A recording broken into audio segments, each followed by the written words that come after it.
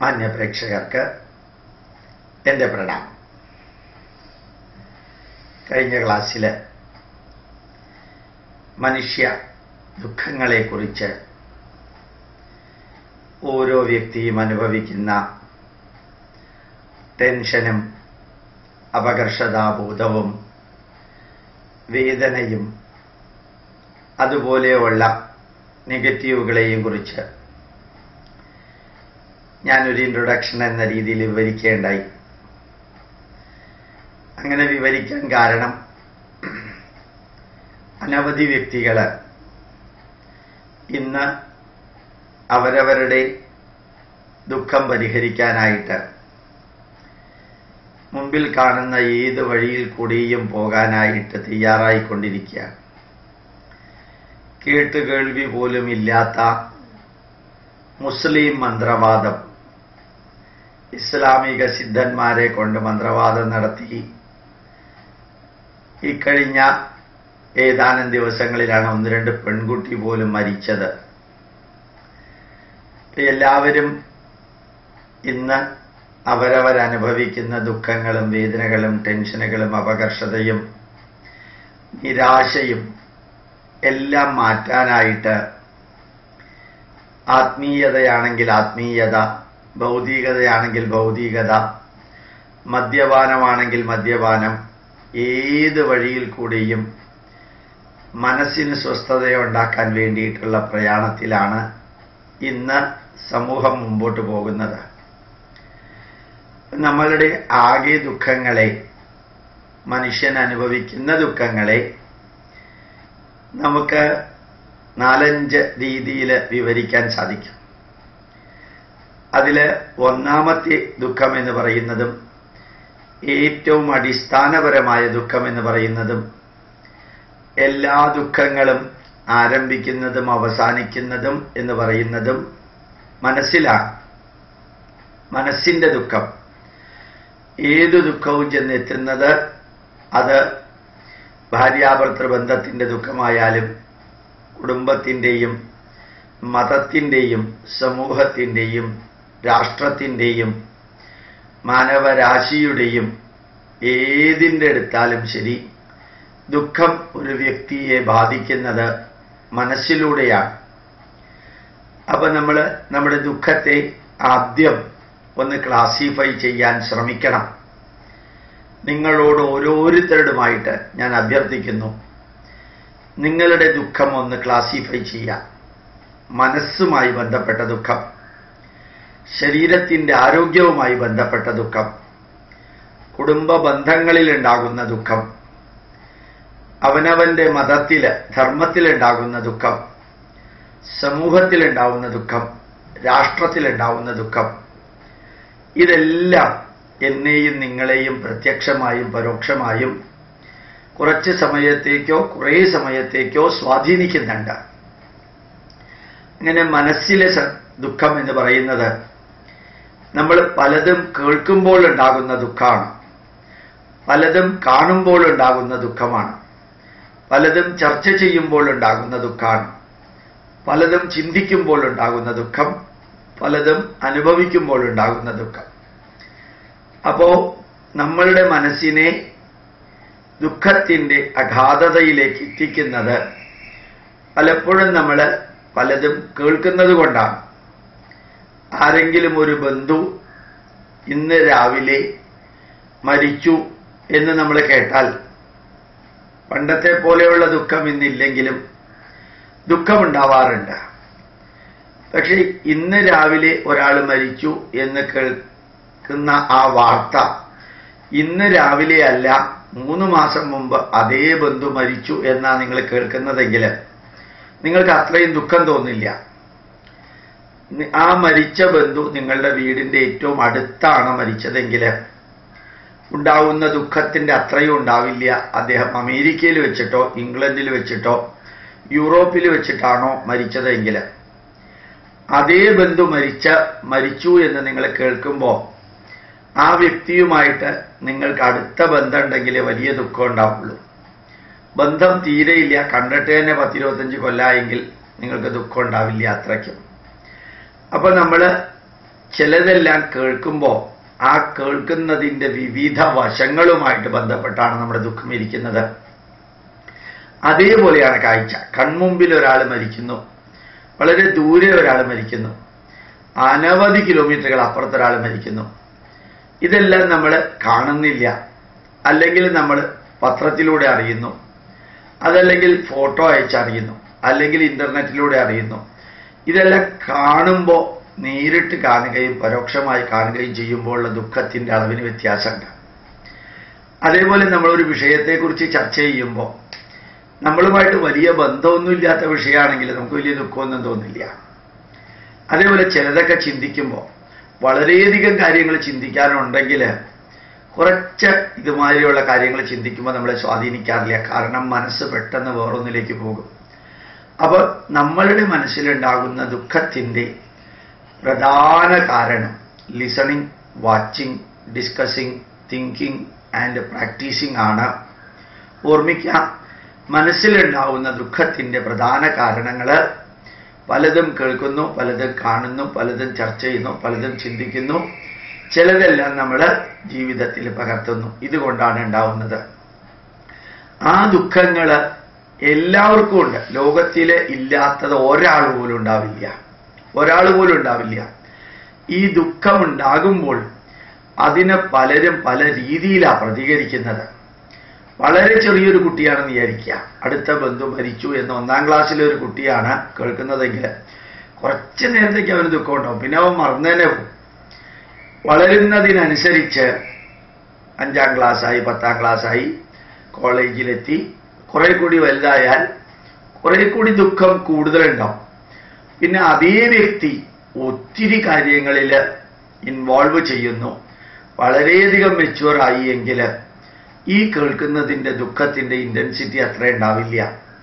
അപ്പം നമ്മൾ വിവിധ തലത്തിലുള്ള വ്യക്തികൾ, വിവിധ പ്രായത്തിലുള്ള വ്യക്തികൾ, വിവിധ തരത്തിലുള്ള പക്വത ഉണ്ടായ വ്യക്തികൾ, വിവിധ കാര്യങ്ങളിൽ ഏർപ്പെടുന്ന വ്യക്തികൾക്ക് മനസ്സിൽ ചിലത് കേൾക്കുമ്പോഴും കാണുമ്പോഴും ചർച്ച ചെയ്യുമ്പോഴും ചിന്തിക്കുമ്പോഴും ഉണ്ടാവുന്ന ദുഃഖത്തിൻ്റെ രീതി വ്യത്യാസമുണ്ട്, ദുഃഖത്തിൻ്റെ രീതികൾ വ്യത്യാസമുണ്ട്. ഇത്രയും ഞാൻ നിങ്ങളോട് പറയാൻ കാരണം, നിങ്ങൾക്കും പല തരത്തിലുള്ള മാനസികമായ സംഘർഷവും ടെൻഷനും എല്ലാം ഉണ്ടാവാറുണ്ട്. അപ്പോൾ ഒന്ന് നമ്മൾ ഓർമ്മിക്കാനുള്ളത്, വളരെ സീരിയസ് അല്ലാത്ത കാര്യങ്ങൾക്ക് ചെവി കൊടുക്കാതിരിക്കുക. അതുകൊണ്ട് ഒന്നും കേൾക്കരുത് എന്നുള്ള അർത്ഥത്തിലല്ല ഞാൻ നിങ്ങളോട് പറയുന്നത്. ഞാൻ ഏത് കാര്യം പറയുമ്പോഴും ഒന്ന് ശ്രദ്ധിക്കണം. നമ്മൾ വേണ്ടാത്ത കാര്യങ്ങൾ നമ്മൾ കേൾക്കുന്നു പലതും, എന്നിട്ട് അതിനെക്കുറിച്ച് നമ്മളിങ്ങനെ പുകയുന്നു.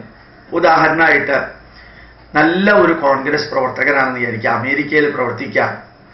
അയാൾ മോഡിയാണ് ജയിച്ചത്, BJP ആണ് ജയിച്ചതെന്ന് അയാൾ കേൾക്കുമ്പോൾ അയാളുടെ മനസ്സിലൊരു ദുഃഖം ഉണ്ടാവും.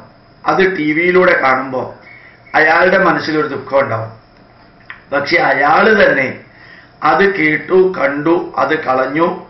അത് ഞാനുമായിട്ടൊരു പരിധിക്കപ്പുറമൊന്നും ബന്ധമുള്ള കാര്യമല്ല. ആര് ഭരിക്കട്ടെ, ആര് ജയിക്കട്ടെ, തോൽക്കട്ടെ, നമ്മുടെ രാഷ്ട്രത്തിന് നന്മ വന്നാൽ മതി എന്ന രീതിയിലാണ് ആ വ്യക്തി കേട്ടതും കണ്ടതും എടുക്കുന്നതെങ്കിൽ അയാളുടെ മനസ്സിൽ അത്രയധികം ദുഃഖം ഉണ്ടാവില്ല. അതേപോലെ തന്നെ ഞാൻ തുടക്കത്തിൽ പറഞ്ഞു, ഒരു ബന്ധു മരിച്ചു എന്ന് കേൾക്കുന്നു. അപ്പം മനസ്സിൽ ബോധം ഉണ്ടാക്കാം, ഞാനും മരിക്കാനുള്ളവനാണ്. എൻ്റെ ഭാര്യയും എൻ്റെ അച്ഛനും എൻ്റെ അമ്മയും എൻ്റെ മക്കളും എൻ്റെ ബന്ധുക്കളും എല്ലാവരും ഈ ഭൂമിയിലേക്ക് വന്ന ദിവസം ഉണ്ടെങ്കിൽ ഈ ഭൂമിയിൽ നിന്ന് പോകുന്ന ദിവസമുണ്ട്. അത് സത്യമാണ്. മരണമില്ലാത്ത ഒന്നും ഈ ലോകത്തിലില്ല. അപ്പൊ ചിലത് നമുക്ക് നഷ്ടപ്പെട്ടു എന്ന് വിചാരിക്കാം. അപ്പൊ നമ്മൾ ഓർമ്മിക്കാനുള്ളത് എന്താണ്? നഷ്ടം എന്നുള്ളത് ജീവിതത്തിന്റെ ഭാഗമാണ്. രത്തൻ ടാറ്റ 705 കോടി രൂപയാണ് ബംഗാളില് നാനോ കാർ ഉണ്ടാക്കാനായിട്ട് ഇൻവെസ്റ്റ് ചെയ്തത്. ബംഗാളില് 705 കോടി രൂപ ഇൻവെസ്റ്റ് ചെയ്തു. അതിൽ നിന്ന് ഒന്നും തിരിച്ചു കിട്ടാതെ നാനോ കാർ ഉണ്ടാക്കുന്ന കമ്പനി നേരെ ഗുജറാത്തിലേക്ക് ഷിഫ്റ്റ് ചെയ്യേണ്ടി വന്നു. അദ്ദേഹം 705 കോടി രൂപയെക്കുറിച്ച് തന്നെ ചിന്തിച്ചുകൊണ്ടിരുന്നു എന്ന് വിചാരിക്കാം. എത്ര ദുഃഖം ഉണ്ടാവും അയാൾക്ക്. ആ പ്രോജക്റ്റുമായി ബന്ധപ്പെട്ട എല്ലാവർക്കും ദുഃഖമുണ്ടാവും. പക്ഷെ അവർ അതിനെക്കുറിച്ച് ചിന്തിച്ചുകൊണ്ടിരുന്നില്ല. അവരടുത്ത സ്റ്റെപ്പിലേക്ക് കടന്നു. പലതും നമ്മൾ കാണുന്നുണ്ട്. ആ കാണുന്നതിലെല്ലാം ഓർമ്മിക്കുക, ഏത് ദുഃഖത്തിനും ആരംഭമുണ്ടെങ്കിൽ അവസാനമുണ്ട്. എൻ്റെ അച്ഛൻ മരിച്ചു. അച്ഛൻ മരിക്കാൻ കിടക്കുമ്പോൾ ഉണ്ടായ ദുഃഖം, ആ ദുഃഖത്തേക്കാൾ കൂടുതലാണ് അച്ഛൻ്റെ മരണം കാണുമ്പോഴുള്ള ദുഃഖം. ആ ദുഃഖത്തേക്കാൾ കൂടുതലാണ് മരിച്ച 1, 2, 3 ദിവസം അച്ഛൻ ഉപയോഗിച്ച ചെരുപ്പ്, ഡ്രസ്സ് അതെല്ലാം കാണുമ്പോൾ, അച്ഛൻ ഇരുന്ന കസേര, അച്ഛൻ ഭക്ഷണം കഴിച്ച പ്ലേറ്റ്, ഇതൊക്കെ കാണുമ്പോൾ ദുഃഖം. പക്ഷേ ഓർമ്മിക്കുക, ആ ദുഃഖത്തിനൊരാരംഭം ഉണ്ടെങ്കിൽ ആ ദുഃഖത്തിനൊരു അവസാനമുണ്ട്. കുറേ കഴിയുമ്പോൾ നമ്മൾ മറന്നുപോകും. പിന്നെ അച്ഛൻ ഏത് മാസം മരിച്ചതെന്ന് പോലും ഓർക്കില്ല, ഏത് ദിവസം മരിച്ചതെന്ന് പോലും ഓർക്കില്ല. അപ്പോൾ എല്ലാ ദുഃഖത്തിനും ഒരു അവസാനമുണ്ട് എന്ന അവയർനെസ്സും കോൺഷ്യസ്നെസ്സും ഉണ്ടാവുക. അപ്പം നമ്മൾ കേട്ടത് നമുക്ക് ദുഃഖത്തിന് കാരണമാകുമെങ്കിൽ കേൾക്കുന്നതിൻ്റെ ഡ്യൂറേഷൻ കുറയ്ക്കുക. അത് തന്നെ കേട്ടുകൊണ്ടിരിക്കരുത്. അത് കേട്ടു, അത് അനുഭവിച്ചു, കഴിഞ്ഞു. നമ്മൾ ഈ കേട്ടതിൻ്റെ ലിസ്റ്റിൽ പെടേണ്ടവരാണ്. പലതും നമ്മൾ കണ്ടു. നിങ്ങൾ നോക്കിയുള്ള ദേശാടനം എന്ന സിനിമ കണ്ടവരൊക്കെ സിനിമയിൽ കരഞ്ഞുകൊണ്ടിരുന്നു. ശരിക്കും കാണാൻ നമുക്ക് മൂക്ക് ചീറ്റുന്ന, അല്ലെങ്കിൽ കണ്ണ് തുടയ്ക്കുന്ന കാഴ്ചയും ശബ്ദവും നമുക്ക് കേൾക്കാം. പക്ഷെ സിനിമ കഴിഞ്ഞ് അവർ പുറത്തേക്ക് വന്നപ്പോഴത്തേക്ക് അവരത് മറന്നു. അപ്പം മനസ്സിനെ സ്വാധീനിക്കുന്ന കാര്യത്തിൽ നമുക്കൊരു സ്റ്റാർട്ടിംഗ് പോയിന്റ് ഉണ്ടെങ്കിൽ എൻഡ് പോയിന്റ് ഉണ്ട്. ഈ എല്ലാം മറക്കാൻ ഈശ്വരൻ നമുക്ക് അവസരം തന്നിട്ടുണ്ട്. നിങ്ങൾ വെറുതെ ഒന്ന് ആലോചിച്ച് നോക്കാം. ഇന്ന് കേരളം എന്ന് പറയുന്ന സ്ഥലം, ഭാരതവും അതുപോലെ തന്നെയാണ്, എന്ത് പ്രശ്നം ഉണ്ടായാലും മനുഷ്യന് മറക്കാൻ ഉള്ള കഴിവുണ്ട് എന്ന ഒറ്റ കാരണത്തിലാണ് ഇവിടത്തെ സകല മന്ത്രിമാരും രക്ഷപ്പെട്ടു പോകുന്നത്. സകല മന്ത്രിമാരും രക്ഷപ്പെട്ടു പോകുന്നത് മനുഷ്യൻ മറക്കുമെന്നുള്ളതിലാണ്.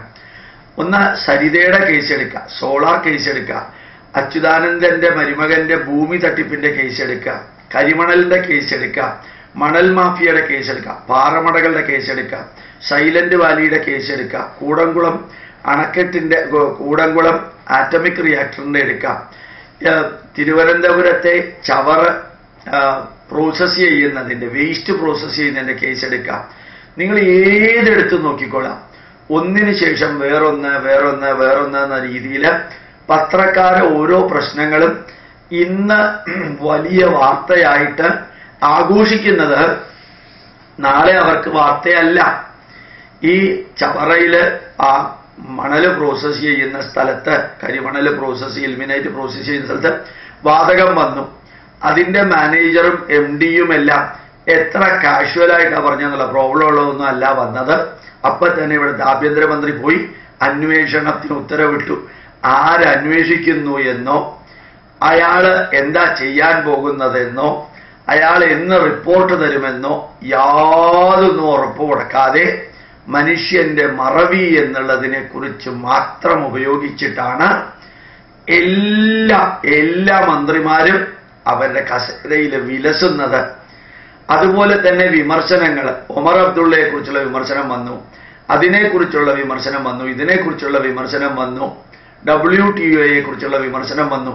നിങ്ങൾ ടൈംസ് നൗവിലോ ഹെഡ്ലൈൻസ് ടുഡേയിലോ അല്ലെങ്കിൽ NDTV 24x7 നോക്കുക, നിങ്ങൾക്ക് കാണാൻ സാധിക്കും. ഇന്നലെ അവർ ചർച്ച ചെയ്ത് അടിച്ചു പൊളിച്ചു വെല്ലുവിളിച്ചതൊന്നും ഇന്ന് വിഷയമല്ല. ഒന്നും ഇന്ന് വിഷയമല്ല. ഇന്നത്തെ വിഷയമായിട്ടുള്ളത് ഒന്നും നാളെ വിഷയമല്ല. എന്താ കാരണം അറിയോ? മനുഷ്യന്റെ മറവി എന്നുള്ള അനുഗ്രഹമോ അല്ലെങ്കിൽ ഇവരെ ചീറ്റ് ചെയ്യാൻ ഉപയോഗിക്കുന്ന പ്രതിഭാസമോ. അപ്പോ മനസ്സിലെ ദുഃഖം മാറ്റാൻ ഓർമ്മിക്കുക, ഏത് ദുഃഖത്തിനും ആരംഭമുണ്ടെങ്കിൽ അവസാനമുണ്ട്. നമ്മൾ കുറേ പൈസ നഷ്ടപ്പെട്ടു എന്ന് പറഞ്ഞിട്ട് ധാരാളം പേര് വിളിക്കാറുണ്ട്. അടുത്തത് നമ്മൾ ചെയ്യാനുള്ളത് നഷ്ടപ്പെട്ടത് ദുഃഖിച്ചാൽ കിട്ടില്ല. തത്വശാസ്ത്രം പറയുകയല്ല ഞാൻ. നഷ്ടപ്പെട്ടത് തിരിച്ചു കിട്ടില്ല എന്നുറപ്പാണെങ്കിൽ അത്ര തന്നെ പൈസ ഉണ്ടാക്കാനുള്ള ശ്രമം ധാർമ്മികമായ വഴിയിലൂടെ ചെയ്യാം. എനിക്ക് വളരെ നല്ലോണം അറിയപ്പെടുന്ന ഒരു വ്യക്തിയുണ്ട്, കാളിയപ്പ ചെട്ടിയാരുടെ മകന്റെ മകൻ. അദ്ദേഹം എറണാകുളത്താണ്. കോടിക്കണക്കിന് രൂപയാണ് പാവത്തിനെ കൂട്ടത്തിലുള്ളവർ പറ്റിച്ചത്. അദ്ദേഹം തളർന്നു പോയിരുന്നു. അദ്ദേഹം എൻ്റെ അടുത്ത് വന്ന് പറഞ്ഞു, ഇങ്ങനെ സംഭവിച്ചു, എന്താ ചെയ്യാം? ഞാൻ അദ്ദേഹത്തിനോട് പറഞ്ഞു, ഏതായാലും ഒരു കാര്യം ചെയ്യാം. ഈ ഭൂമിയിലേക്ക് നിങ്ങൾ വന്നപ്പോൾ ഈ പൈസയും കൊണ്ടൊന്നും അല്ല വന്നത്. നിങ്ങളെല്ലാവരുടെയും കടം വീട്ടി പല കാര്യങ്ങളും ചെയ്തു. നഷ്ടപ്പെട്ട കാശ് കിട്ടാൻ പാകത്തിന് ടെൻഷൻ എടുക്കാതെ പറ്റാവുന്നതെല്ലാം ചെയ്യാം. മീഡിയേറ്റർ ആയിട്ടിരുന്നു കൊണ്ട് എല്ലാം ചെയ്യാം. മീഡിയേറ്ററെ വെച്ചുകൊണ്ട് ചെയ്യാൻ സാധിക്കാം. എന്നിട്ട് ഇപ്പൊ ചെയ്യുന്ന കർമ്മത്തെ കുറെ കൂടി ഇന്റൻസിഫൈ ചെയ്യാം. കുറെ കൂടി വിശ്വാസമുള്ളവരെ കൂട്ടത്തിൽ വെക്കാം. നിരന്തരം പരിശോധിക്കുക. ആരെയും 100% വിശ്വസിക്കേണ്ട. അവനവന്റെ പ്രയത്നം കൊണ്ട് എത്രത്തോളം ഉണ്ടാക്കാൻ പറ്റുമോ അത്രത്തോളം ഉണ്ടാക്കാം. ഒരു ചാൺ വയറിന് വേണ്ടിയാണ് നിങ്ങൾ പ്രയത്നിക്കുന്നതെന്ന് ഓർമ്മിക്കാം. 1-2 കുട്ടികളെ നിങ്ങൾക്കുള്ളൂ. അവർക്ക് നല്ല വിദ്യാഭ്യാസം കൊടുക്കാൻ വേണ്ടിയിട്ടുള്ള സമ്പത്ത് ഉണ്ടാക്കുക. 2-3 നേരം ഭക്ഷണത്തിനുള്ളത് ഉണ്ടാക്കാം. ഇത് കേട്ടപ്പോൾ അദ്ദേഹത്തിന് വളരെ സമാധാനമായി, സന്തോഷമായി. അപ്പോ എത്രയോ കാലം അനുഭവിച്ചിരുന്ന ആ ദുഃഖം ഒരു 2 മിനിറ്റ് കുറച്ച് ജീവിത സത്യങ്ങൾ കേട്ടപ്പോൾ ആ ദുഃഖത്തിന്റെ ഇന്റൻസിറ്റി കുറഞ്ഞു. ദുഃഖം മാറി എന്ന് പറയില്ല, ദുഃഖത്തിന്റെ ഇന്റൻസിറ്റി കുറഞ്ഞു. നിങ്ങൾക്ക് ഏത് തരത്തിലുള്ള മാനസിക ദുഃഖങ്ങൾ ഉണ്ടെങ്കിലും അത് കേൾക്കുന്നതിലൂടെയാണ് മാനസിക ദുഃഖം ഉണ്ടാവുന്നതെങ്കിൽ, കാണുന്നതിലൂടെയാണ് മാനസിക ദുഃഖം ഉണ്ടാവുന്നതെങ്കിൽ, ചർച്ച ചെയ്യുന്നതിലൂടെയും ചിന്തിക്കുന്നതിലൂടെയുമാണ് മാനസിക ദുഃഖം ഉണ്ടാവുന്നതെങ്കിൽ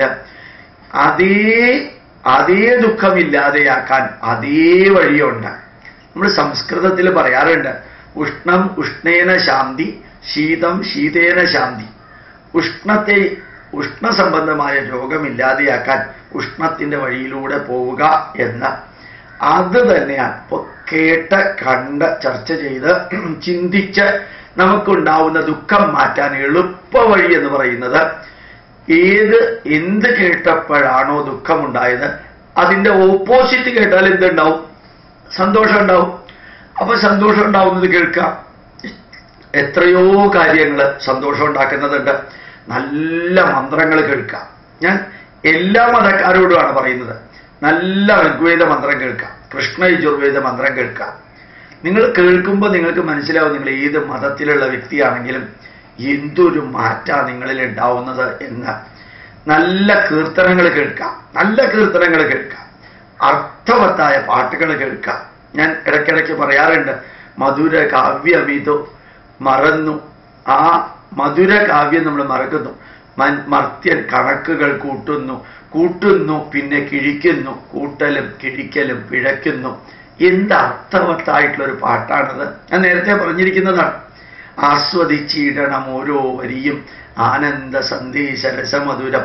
ഇന്നോ നാളെയോ വിളക്ക് കെടുന്നു, പിന്നെയോ ശൂന്യമാം അന്ധകാരം. എന്ത് നല്ല അർത്ഥവത്തായിട്ടുള്ള പാട്ടുകളാ. എത്ര പാട്ടുകളാണുള്ളത്. നല്ല പാട്ടുകള്, നല്ല മന്ത്രങ്ങള്. വീണ്ടും ഞാൻ ആവർത്തിക്കുന്നു, നല്ല പാട്ടുകള്, നല്ല മന്ത്രങ്ങള്, നല്ല കഥകള്, നല്ല അനുഭവങ്ങള്, നല്ല ഉപദേശങ്ങള്, നല്ല രീതിയിൽ വിവരിക്കുന്ന ജീവിത സത്യങ്ങൾ കേൾക്കുക. കേൾക്കുന്നതിലൂടെ നിങ്ങൾക്കുണ്ടാവുന്ന ദുഃഖം മുഴുവനും മാറാൻ ഉഷ്ണം ഉഷ്ണേന ശാന്തി വേറെ രീതിയിലുള്ളത് കേൾക്കാം. കാണുന്നതിലൂടെ നിങ്ങൾക്കുണ്ടാവുന്ന ദുഃഖം മാറാൻ വേറെയുള്ളത് കാണാം. നല്ല കാര്യങ്ങൾ കാണാം, മറ്റുള്ളവന്റെ ദുഃഖവും കാണാം. മറ്റുള്ളവന്റെ ദുഃഖം കാണുന്നത് നമ്മുടെ ദുഃഖം കുറയ്ക്കാനാണ്. അതാണ് ഇമ്പോർട്ടന്റ്. ദുഃഖം എന്ന് പറയുന്നത് പങ്കുവെച്ചാൽ കുറയും, സന്തോഷം എന്ന് പറയുന്നത് പങ്കുവെച്ചാൽ കൂടും. ഞാനത് പറയേണ്ടായി. അപ്പോ കാഴ്ചകൾ കാണുന്നത് നന്മകൾ കാണാം. എത്രയോ നല്ല സിനിമകളില്ലേ, എത്രയാ നല്ല യൂട്യൂബ് സ്പീച്ചസ് ഉള്ളത്. യൂട്യൂബിൽ എത്രയാ നല്ല കാര്യങ്ങൾ കാണാൻ നമുക്കുള്ളത്. ചീത്ത കാര്യങ്ങളും അവിടെ ഉണ്ടാവും. നല്ലത് മാത്രമായിട്ട് ഈ ലോകത്തിൽ ഉണ്ടാവില്ല. പക്ഷെ നമുക്ക് വേണ്ടത് എടുക്കാൻ പാകത്തിനുള്ളതുണ്ട്. അപ്പോ ശ്രാവ്യത്തിലൂടെ കേൾക്കുന്നതിലൂടെ ഉണ്ടാകുന്ന ദുഃഖങ്ങളെല്ലാം കേൾക്കുന്നതിലൂടെ തന്നെ ഇല്ലാതെയാക്കാൻ സാധിക്കുന്ന വഴിയുണ്ട്. കാണുന്നതിലൂടെ ഉണ്ടാവുന്ന ദുഃഖങ്ങൾ അത് നന്മകൾ കണ്ട് മറ്റുള്ളവന്റെ ദുഃഖവും കൂടി കണ്ട് നമ്മുടെ മനസ്സിനെ ശാന്തമാക്കാൻ സാധിക്കും. എപ്പോഴെല്ലാമാണോ നിഷേധാത്മകമായി പുച്ഛത്തോടുകൂടി അവഹേളനത്തോടുകൂടി നമ്മൾ സംസാരിക്കാൻ തുടങ്ങുന്നത് അപ്പോഴെല്ലാം നമ്മുടെ മനസ്സിനാണ് പ്രശ്നം ഉണ്ടാവുന്നത്. അപ്പൊ ചർച്ച ചെയ്യുന്ന വിഷയങ്ങളെല്ലാം പോസിറ്റീവാക്കാൻ ശ്രമിക്കാം. മാതാ പ്രധാനന്ദമായി പറയാറുണ്ട്, 2 വാക്കുകൾ മതിലിൽ എഴുതിയാൽ മറ്റെല്ലാ വാക്കുകളും ഇല്ലാതെയാവും എന്ന. എന്താ 2 വാക്കുകൾ അറിയോ? പരസ്യം പതിക്കരുത്. പരസ്യം പതിക്കരുതെന്നൊരു ഒരു മതിലിൽ എഴുതിയാൽ പിന്നെ അതിനകത്ത് വേറെ വാക്കുകളൊന്നും വരില്ല ആ മതിലില്. അതേപോലെ നമ്മുടെ കുടുംബാംഗങ്ങള്, നമ്മുടെ ബന്ധുക്കള്, നമ്മുടെ സുഹൃത്തുക്കള്, നമ്മൾ പരിചിതരോ അപരിചിതരോ ആയിട്ട് സംസാരിക്കുമ്പോൾ തുടക്കത്തിൽ തന്നെ പറയാം, മറ്റുള്ളവരെ വിമർശിക്കുന്നത്, മറ്റുള്ളവരെ അവഹേളിക്കുന്നത്, മറ്റുള്ളവരെ അപകീർത്തിപ്പെടുത്തുന്നത്, മറ്റുള്ളവരെ ഇടിച്ച് താഴ്ത്തുന്നത്, ഇങ്ങനെയുള്ള ഡിസ്കഷനുകൾ ഒഴിവാക്കാൻ പറയാം. അത് ഒരിക്കലും ഒഴിവാക്കിയാൽ പിന്നെ നിങ്ങളുടെ അടുത്ത് വരുമ്പോൾ ആരും അതുപോലെയുള്ളത് ചർച്ച ചെയ്തുകൊണ്ട് വരില്ല. അഥവാ ഇനി ആരെങ്കിലും ചർച്ച ചെയ്തുകൊണ്ട് വന്നാൽ തന്നെ അയാൾ തുടങ്ങുമ്പോൾ തന്നെ വിഷയം മാറ്റുക. അയാൾക്ക് മനസ്സിലാവും നമുക്കിത് ഇഷ്ടപ്പെടുന്നില്ല എന്ന്. അയാൾക്ക് എന്തും പറയാൻ സ്വാതന്ത്ര്യമുണ്ട്. നമ്മളോടാണ് പറയുന്നതെങ്കിൽ അത് സ്വീകരിക്കാനും സ്വീകരിക്കാതിരിക്കാനുള്ള സ്വാതന്ത്ര്യം നമുക്കുണ്ട്. അയാളെ കൊണ്ട് പറയിപ്പിക്കാതിരിക്കാനുള്ള സ്വാതന്ത്ര്യം നമുക്കുണ്ട് നമ്മളോടാണെങ്കിൽ.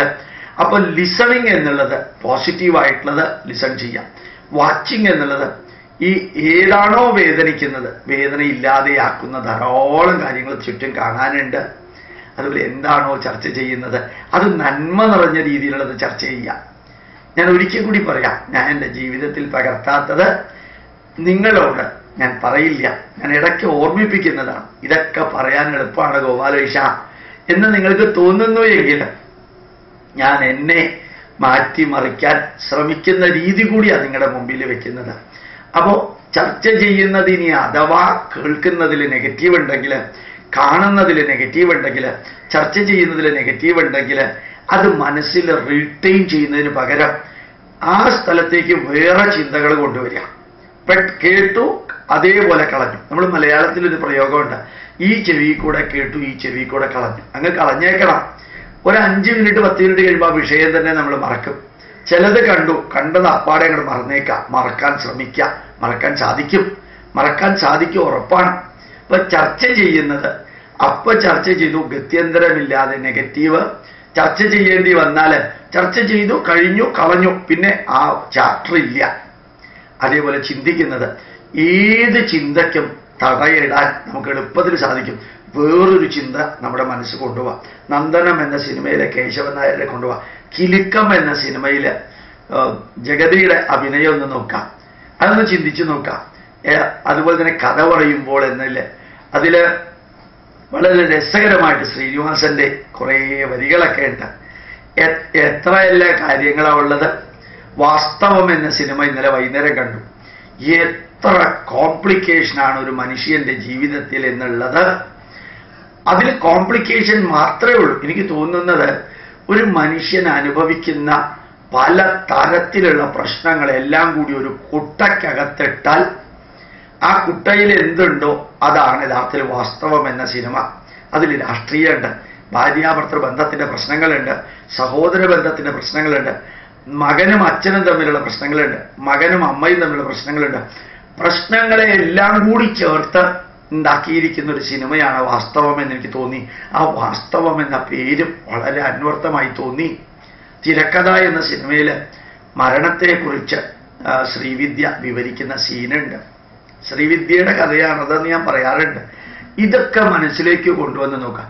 നേരത്തെ കേട്ടത്, നേരത്തെ കണ്ടത്, നേരത്തെ ചർച്ച ചെയ്തത് മനസ്സിനകത്ത് വേറെ എന്തെങ്കിലുമൊക്കെ ഉണ്ടാവുമ്പോൾ അതൊന്ന് ചിന്തിക്കാൻ സാധിച്ചാൽ മനസ്സിനകത്തുള്ള ടെൻഷൻ മാറാൻ സാധിക്കും. ഏതായാലും ഒരു കാര്യമുണ്ട്, ഈ ലോകത്തിൽ എന്തെല്ലാം പ്രശ്നങ്ങളുണ്ടെങ്കിലും ശരി, അത് 1-ാം ലോക മഹായുദ്ധമായാലും 2-ാം ലോക മഹായുദ്ധമായാലും, ഇറാഖ് ഇറാൻ പ്രശ്നമാണെങ്കിലും, ഇറാഖിലുള്ള മലയാളികൾ നേഴ്സുമാരുടെ പ്രശ്നമാണെങ്കിലും, അതുപോലെ കാശ്മീരി പ്രശ്നമാണെങ്കിലും, അതുപോലെ കാവേരി നദീജല തർക്കമാണെങ്കിലും, ആസാം ഗണസംഗ്രാമ പരിഷത്തിന്റെ പ്രശ്നങ്ങളായാലും, GNLF ആയാലും, യുടെ പ്രശ്നമായാലും, ഖാലിസ്ഥാന്റെ പ്രശ്നമായാലും, അതുപോലെ തന്നെ നിങ്ങൾ ഏത് പ്രശ്നവും എടുത്തു നോക്കുക, ആ പ്രശ്നങ്ങൾ ആന്റി ഹിന്ദി അജിറ്റേഷൻ തമിഴ്നാട്ടിലുണ്ടായിരുന്നു. എന്തെല്ലാം പ്രശ്നങ്ങൾ എവിടെയൊക്കെ ഉണ്ടായിരുന്നു. ഇപ്പൊ അതൊക്കെ ഉണ്ടോ? എല്ലാം പോയി. അപ്പോ അതിൻ്റെ അർത്ഥം അതുള്ള സമയത്ത് ദുഃഖിക്കേണ്ട എന്നല്ല, ആ ദുഃഖിക്കുമ്പോഴും ഓർമ്മിക്കുക ഇതൊന്നും പെർമനന്റ് അല്ല. ഇതൊന്നും പെർമനന്റ് അല്ല എന്ന് ഞാൻ പറയുന്നത് തത്വശാസ്ത്രത്തിന്റെ വീക്ഷണത്തിലൂടെ അല്ല, യാഥാർത്ഥ്യം അതാണ് എന്നറിഞ്ഞ് കേൾക്കുന്നതിൻ്റെ രീതികൾ മാറ്റുക, കാണുന്നതിൻ്റെ രീതികൾ മാറ്റുക, തന്നെ ചിന്തിക്കുക. ഗോപാലകൃഷ്ണൻ പറഞ്ഞത് അതേപോലെ ഒന്നും നിങ്ങൾ എടുക്കണ്ട.